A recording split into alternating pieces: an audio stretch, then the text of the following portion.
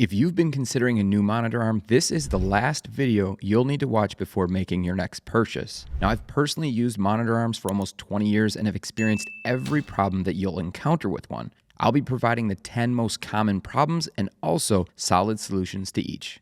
The least obvious but most common problem has to do with the space behind your arm and desk. While it's assumed that there shouldn't be a problem hitting the wall, this is the first negative with many of the different arms on the market. Now, this can be a problem for both single and dual monitor arms with their hinging design that allows for you to move the monitor closer to your face while it's on that stand. Consider where you're placing the arm on the actual desk. Center-mounted arms can be the worst as they overlap off a pivoting portion of the arm that can then run into the wall. Continue to do this and you could have a major issue on your hands. Single posts with no extension or single extensions can solve this problem. Mounting the arm on the far left or right can also eliminate this with a single arm design. Dual arms on a single mount are the most tricky and make it almost impossible to avoid this problem. Using two single posts will be more expensive but would provide another solution here.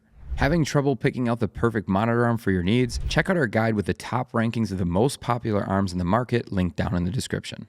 Buying monitors with VESA mounting hole patterns or expecting existing monitors to have some on the back of your monitor is like a 50-50 dice roll. Seriously, it shouldn't be this way, but no matter the price of the monitor, it seems like there is a lack of consistency here that creates headaches for those who want to add a new monitor arm. The VESA compliant hole patterns are made from what is a 75 by 75 millimeter or 100 by 100 millimeter hole pattern on the back of your monitor. Now, some TVs that are used as monitors will have an even larger hole pattern, but regardless the size, mounting your monitor the best way will require these. Always check the back of your monitor before buying your next arm, or search out the model number online, plus add VESA mount to ensure that you have compliance here. If you don't, it's still possible to use third-party brackets, but honestly, they're ugly and clip to the corners of your monitor. We've also seen people use glue to adhere the brackets to their monitor like Robert did from BTOD, but definitely beware here as super glue can cause plastics to break down and potentially fail in the future. Stability issues with monitor arms pose a major issue if you've never had the chance to experience this problem. While this may not be an issue if you're not a hard typer or gamer, but if you are, this will be a major annoyance. Cheaper monitor arms are typically worse, but expensive arms are still subject to poor stability as well. Now, this will mostly depend on how heavy duty the more expensive monitor arm is, and how close to the mounting post the arm is as well. Now, the closer you can mount your arm to the post or clamp grommet mount, the less bounce you will experience with your arm. It's also important to understand that regardless how stable an arm is, it will only be as good as the weakest point. This can be the desk itself if you use a cheap, unstable desk. Wall-mounted units can create the best stability since they aren't connected to the desk. It's important to consider how you'll be mounting your monitor arm to your desk prior to making your next monitor arm purchase. Now, there are 4 common types of mounts: C-clamp, grommet mount, wall mount, and a surface stand.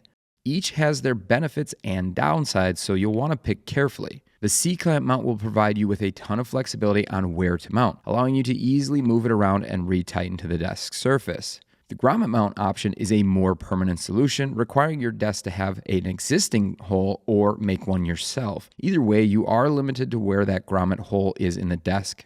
A wall mount option is also a more permanent solution, but the bolt holes can be patched and painted over on your wall if you do decide to move it. For the most secure mount to a wall, you will be limited to mounting where the actual studs are within the wall, typically set every 16 inches across everyone's walls.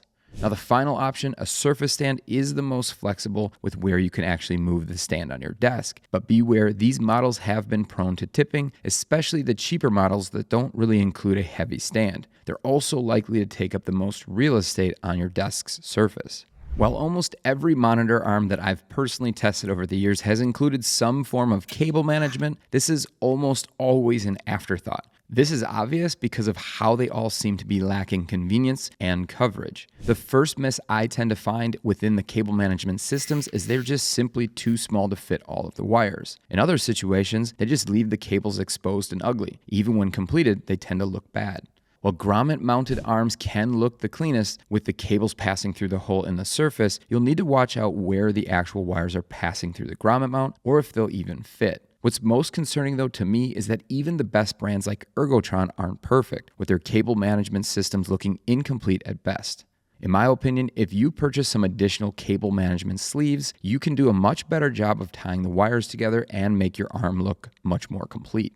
After you channel all of the wires through your monitor arm's cable management system, you'll quickly realize that additional length of the cables is still required. Your standard length cables just won't cut it with all of the twists and turns of the cables through the arms. Make sure to consider how much additional cable length is actually required though, because having a significant amount of excess can definitely be a big buzzkill on how nice it will look after you've connected everything properly.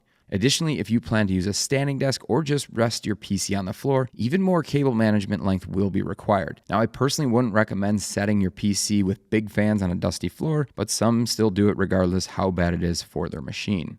It is extremely important for you to consider the weight and the size of your monitor to ensure it fits and functions on the arm that you ultimately choose. Monitors that are too heavy or wide are prone to drop, tip left or right, or pivot forward. If your monitor is too light, the opposite will be true, with the arm wanting to consistently rise up and tilt upward. I have found that the Ergotron heavy-duty arm is prone to this problem with my OLED TV that I use as a monitor.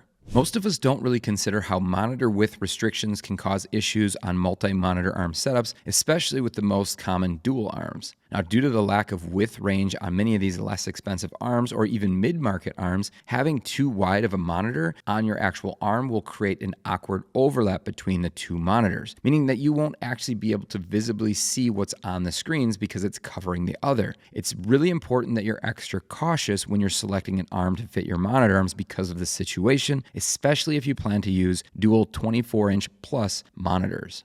If you're the type who loves to make adjustments to your monitors or your setup in general, it's important to realize that making adjustments to your actual arm might not be as intuitive as one would think it should be. Now, the cheapest arms that don't include any type of spring or gas assistance for height adjustment will require the most effort to make height adjustments. These are most commonly held in place by a collar that will require the loosening of a set screw to make height adjustments. If they're dual monitor arms, they definitely won't move up and down with all of that weight on the arms easily, requiring you to go behind the desk to lift or lower them. Now, gas and spring arms are definitely much easier to make height adjustments, with a more grab-and-go type of experience. But trying to realign your monitors can still be a frustrating task. Once you do align your monitors, a little trick I like to use is adding some Velcro on the back side of each monitor to physically connect each to each other. Alternatively, if you're planning to adjust frequently, they do make arms that use a single horizontal arm that you can connect each monitor to, like shown in the video here. This will help keep the monitors perfectly positioned and make it much easier for you to make height adjustments with no movement of the actual monitors. The last often overlooked issue with monitor arms is how the actual mounting system to the desk can be prone to damaging softer surface materials. Now, depending on how far you've extended your arms forward or to the side of where the actual mounting system is, the more pressure that will actually be applied to the edges of that clamp or grommet mount. Putting all of this pressure on the edge will ultimately press into the surface, leaving permanent lines in your desk's surface. Now, some brands might include a larger mounting plate, or you can purchase them separately as well to help spread that weight over a larger area. But in most cases, this can just be an ugly fix, in my opinion. If you decided to solve problem number 1 on this list of banging your arm into the wall by mounting it to either corner of your surface and extending that arm out to the middle of the desk, you will be the most likely to have issues with a softer surface material.